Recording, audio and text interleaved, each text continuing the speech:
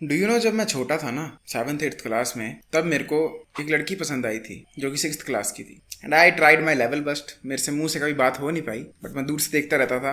And I could never get her to talk to me, और मैं भी उससे कभी बात नहीं कर पाया। बट जब मैं 9th में पहुंचा और अपना स्कूल चेंज किया, तब मुझे यूट्यूब पर एलियट हल्स की वीडियो दिखी। एंड उसने बताया कि वो किस तरह एक फादर बन चुका है, एक बॉडी बिल्डर है, मसल बनाता है, स्ट्रांग है, सब है। एंड मुझे वहाँ से प्रेरणा मिली कि मैं भी ऐसा बनूंगा। एंड 9th में मैंने अपने सोशल स्किल्स पर हल्का हल्का काम करना शुरू किया। I started talking to people. तब हर लड़की को फ्रेंड बनाने की कोशिश की। इन जनरल लड़कियों से बात कैसे करते हैं वो थोड़ा थोड़ा पता लगा। And I tried a lot. Face to face कभी किसी लड़की से बात नहीं हो पाती थी, but I tried a lot on social media, Insta पर, व्हाट्सएप पर। I use to ask every girl out. इतने बड़े बड़े पैराग्राफ्स लिखता था, I will attach a picture. इस तरह से मैं लड़कियों को मैसेज किया करता था, इन जस्ट द होप कि वो मेरे को वैलिडेशन देंगी, मेरे से बात करेंगी। But the sad thing is कि अब इस जनरेशन में अगर मैं बड़ा हुआ होता तो मेरा वही रूप 9th क्लास में एलियट हल्स को नहीं देखता। 9th क्लास में वो देखता सिग्मा मेल्स को, जिसमें बताया जाता है कि all you have to do is look the other way. लड़की कोई पसंद आई तो लुक द अदर वे। तुम्हारी फटरी बात करने में लुक द अदर वे। तुमसे बात नहीं की जा रही, look the other way. Basically ये फिलोसफी को प्रमोट किया जाता है that no matter what happens, all you have to do is look the other way.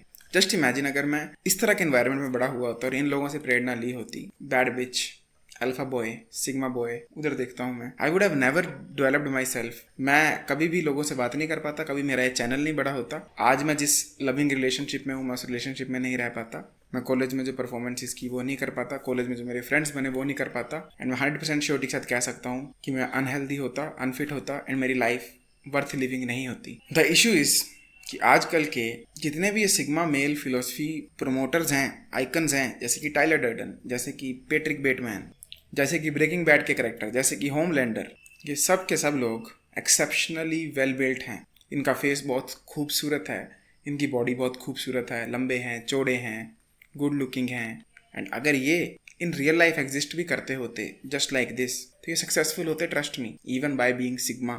I mean, आप रिचर्ड रामिरेज पर लुक डालो एक। He was a serial killer who killed so many men and women। तरपा तरपा के मारा करता था। Guess what? जब ये जेल में था, इसको लव लेटर्स आया करते थे, लड़कियां इसके लिए पागल होती थी। लुक एट टेड बनी, ये इतना बड़ा सीरियल किलर था, पर जब ये जेल में था, लड़कियां इसके पीछे पागल होती थी। The question I ask you is, क्या लड़कियां इनके पीछे इसलिए पागल होती थी क्योंकि ये सिग्मा थे, अदर वे देखते थे, एरोगेंट थे, या इसलिए होती थी क्योंकि ये एक्सेप्शनली गुड लुकिंग है compare to an average man?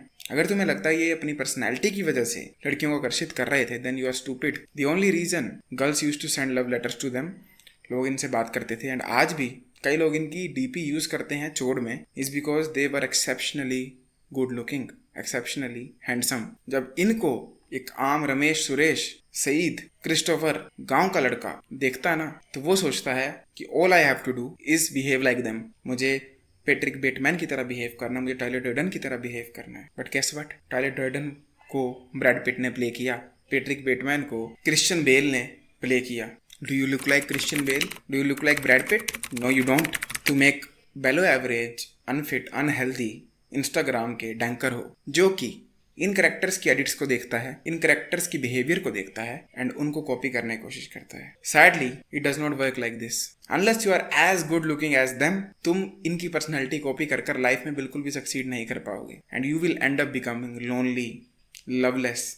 आज इंडिया में इतने सारे लवलेस, लोनली, बिना सोशल फ्रेंड्स वाले लोग हैं जो कि इंस्टा पर रोट कर रहे हैं। उनके पास ना फ्रेंड्स हैं, ना उनसे एक सेंटेंस बिना अम किए बोला जाता है, सिर्फ इसलिए क्योंकि these people think कि all they have to be badass, to be alpha, to be sigma is act like Tyler Durden और क्रिश्चियन बेल, जो कि पैट्रिक बेटमैन है। आप इसको completely opposite लेकर जा रहे हो। It is like saying कि अगर तुम्हें एक प्रोफेशनल बॉडी बिल्डर जैसे फेमस होना है तो all you have to do is wear a चड्डी and go on stage, and वहाँ जाकर बस फ्लेक्स कर दो तो तुम्हें भी अवार्ड मिलेगा। है ना ये स्टूपिड लग रहा, क्योंकि तुम्हारी तो इतनी बॉडी ही नहीं है। सेम वे तुम ये कैसे एक्सपेक्ट कर सकते हो कि all you have to do is act like Tyler Durden और पैट्रिक बेटमैन, जब आप उनके जैसा दिखते ही नहीं हो।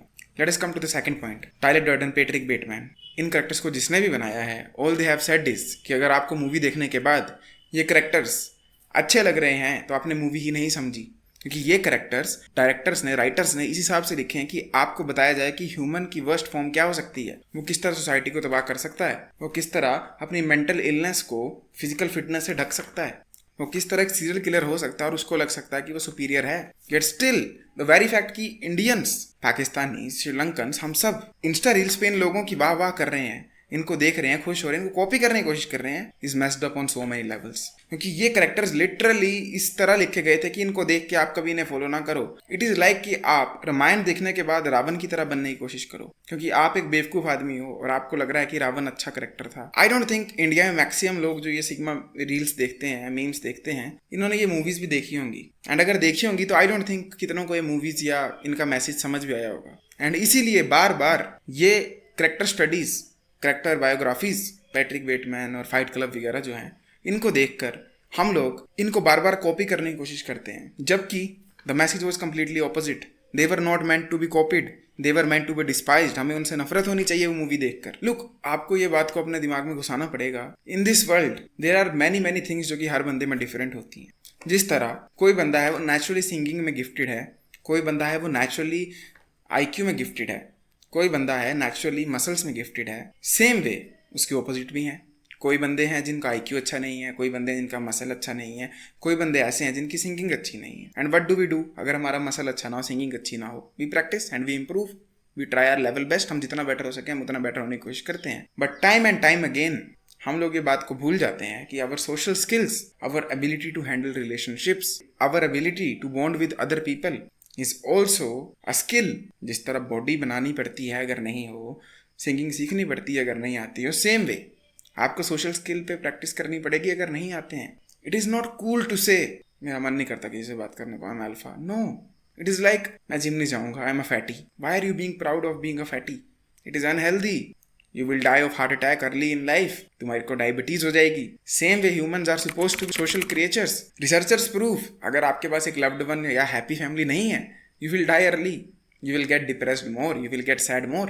एंड दैट इज वाई अगर आप इंस्टा पे देखोगे सबसे ज़्यादा लाइक्स, सबसे ज़्यादा शेयर्स उन रील्स को पढ़ते हैं जिसमें आप बैड बिहेवियर को ग्लोरीफाई कर रहे हो, जिसमें आप लेट उठने को ग्लोरीफाई कर रहे हो। आई मीन अगर आप बॉयज़ की एक कन्वर्सेशन ही उठाकर देख लो, देयर कम्स अ मैन जो कहेगा भाई मैं तो पूरी रात सोया नहीं हूँ, तो दूसरा ये थोड़ी कहेगा कि तूने कितना गलत किया, तेरी हेल्थ अच्छी नहीं रहेगी। वो कहेगा कमाल कर रहा है यार, मैं 2 दिन से नहीं सोया हूँ। द थिंग इज कि जब लूजर लोग आपस में बैठते हैं ना, तो वो एक दूसरे को इम्प्रूव करने की जगह एक दूसरे को वैलिडेशन देते हैं एंड उनको सुपीरियोरिटी फील होती है, ज़्यादा डीजनरेसी, ज़्यादा बिगड़ापन वाला काम करके, ज़्यादा सड़के। That is why you will see on Instagram कि लोग आ रहे हैं कह रहे हैं मेरे पास 1 रुपया नहीं, मेरे पास सोशल लाइफ नहीं है, and people are saying us bro us.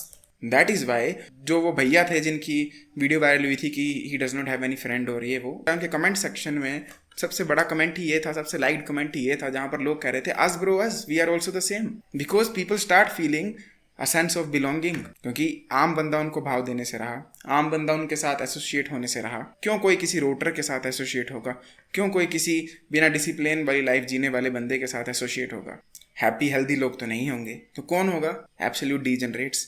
Cigarette फूकने वाले के सिगरेट फूकने वाले, शराबियों के शराबी, सेम वे अपनी लाइफ वेस्ट करने वालों के दोस्त भी लाइफ वेस्ट करने वाले ही बनते हैं। And not only that, they compare their ability कि उन्होंने अपनी लाइफ को कितना वेस्ट किया है। एक बंदा बोलता है मैंने तो पढ़ाई नहीं की पूरा साल, एक बोलता है कमाल है मेरी तो 2 बार फेल हो चुका हूँ, अब तीसरी बार भी होने का प्लान है। And they laugh at each other, they laugh कि they are superior, they are different, but the truth is far from it.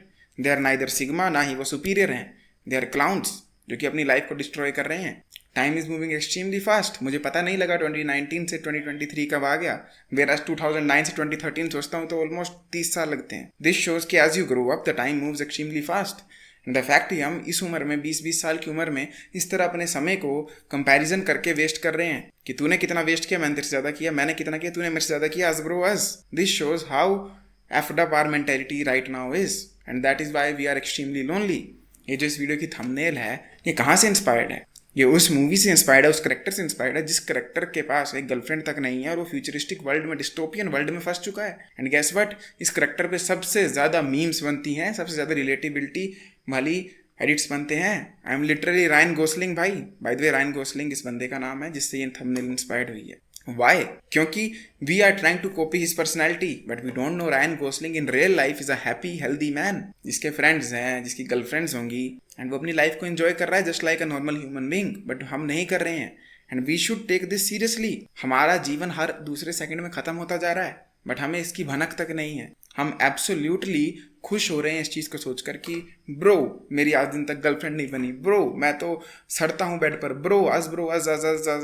We are a generation of man जिनको अपने माँ बाप से प्यार नहीं मिला है। एंड ये कोई हैरानी वाली बात नहीं है, क्योंकि जो हमारी पिछली जनरेशन के पेरेंट्स थे दे वर नॉट लिबरल इनफ। वो लोग काफ़ी कठिनाइयों से गुजरे हैं, उन्होंने काफ़ी जनरेशनल ट्रॉमा सहा है, वो हमारे पेरेंट्स पे गया। एंड हमारे पेरेंट्स कंफ्यूज जनरेशन है। एक तरफ उनके माँ बाप जो कि ओल्ड वर्ल्ड के हैं, एक तरफ न्यू वर्ल्ड जो आ रहा था। आई मीन अगर आप 1980 से 1990 का टाइम देखो, ग्लोबलाइजेशन पूरी तरह से शुरू हुई थी इंडिया में। मेरे पापा के बचपन के टाइम में संतरी मिलती थी, एंड जैसे ही वो 90s में पहुंचे तो पूरे पेप्सी, पिज़्ज़ा, डोमिनोज वगैरह मिलना शुरू हो गया।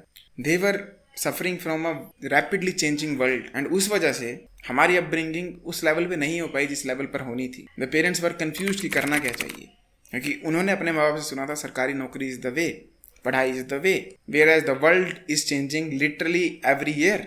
आई मीन एक साल में AI आ जा रहा है और क्या क्या हो जा रहा है। फ्यूचर में पता नहीं कितनी जॉब्स रहेंगी नहीं रहेंगी, yet still हम instead of adapting new things, instead of working on our self, improving our self, talking to people, working on our social skill, working on our mental health, हम literally sigma and alpha को copy करते रहते हैं, उनकी personality को खासकर, without understanding the fact कि they are absolutely handsome and gorgeous. I mean अगर आप रिचर्ड रामिरेज को ही देख लो, टेड बंडी को ही देख लो, ये लोग अगर हैंडसम नहीं होते, गुड लुकिंग नहीं होते, तुम्हें लगता है किसी को फर्क पड़ता है? करोड़ों सीरियल किलर रह चुके हैं, उनमें से सिर्फ 2-3 ही क्यों फेमस हैं? क्योंकि वो 2-3 हैंडसम थे। हमें हमारे माँ बाप से इतना प्यार नहीं मिला है, एक हेल्दी लव जो होता है। हम में से कई लोगों की फैमिलीज मेस्ड अप रही हैं, माँ बाप की लड़ाइयाँ हुई हैं, दादा और बाप की लड़ाई हुई है, बाप और चाचा ताऊ की लड़ाई हुई है ज़मीनों के लिए। तो हमारा चाइल्डहुड तो एब्सोल्युटली एफ्ड अप रहा ही है, बट हम अपने आप को चेंज करने की कोशिश नहीं कर रहे हैं।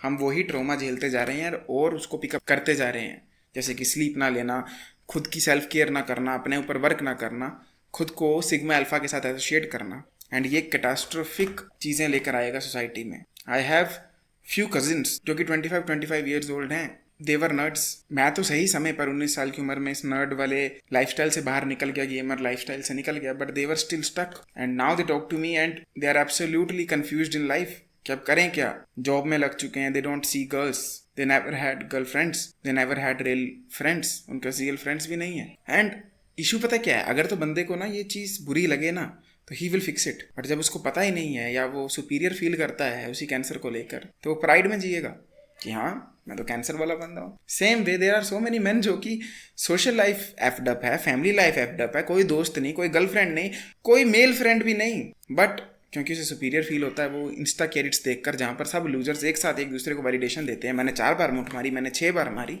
तो he will not change himself and ये क्राइसिस लाएगा। इसीलिए अगर आप अपनी लाइफ को चेंज कर रहे हो ना, please urge your friends to change their lives too. Urge your friend की वो भी अपने फ्रेंड्स बनाएं, वो भी दोस्तियां करें, वो भी सोशल लाइफ स्किल्स एंड सब चीज़ों पे जाएं, एक इंसान की तरह जीवन जिएं, ग्रास को छुएं, बाहर निकलें घर से। You need to make sure कि वो कमरे में ना सड़ें, क्योंकि the world is changing. And ये जनरेशन की तो फिर भी अरेंज मैरिज निकल जाएगी, जो नेक्स्ट जनरेशन है वो बहुत गंदी एफडअप होगी। जो बच्चे अभी छोटे छोटे हैं, जो अभी 4-5 साल की उम्र में इंस्टा से एडिक्ट हो चुके हैं ना, उनकी लाइफ तो मैं सोच के हैरान होता हूँ उनके साथ होगा क्या, उनका क्या बनेगा। वो फादर मटेरियल बन भी पाएंगे कभी, हस्बैंड मटेरियल दूर की बात है। वो अपने बच्चे को क्या सिखाएंगे कि देख मैं किस किस के लीग MMS देखता था, उन्होंने किया ही क्या होगा लाइफ में। वो सिर्फ गेम्स खेलने वाले, BGMI खेलने वाले फादर्स बनेंगे, जिनके पास सिर्फ ये एक्सपीरियंस होंगे कि एक बार BGMI में यहाँ स्क्वाड गई थी और वहाँ गई थी। Absolutely zero real life experience होगा उनके पास। इसलिए इट इज़ योर रिस्पॉन्सिबिलिटी कि आप अपने आप को और अपने फ्रेंड्स को सबको इम्प्रूव करो, क्योंकि ये मेजर साइड इफेक्ट लाएगा हमारी सोसाइटी पे अगर हमने इसको फिक्स नहीं किया। एंड आई होप कि अगर आप एक सैडिस्ट हो, जिसको दुख होने में, जिसको बुरी चीज़ें करने में, दुखी होने में एक सुपीरियरिटी फील होती है, डिप्रेशन उसे कूल लगती है, तो please stop doing that. Stop acting like Billie Eilish.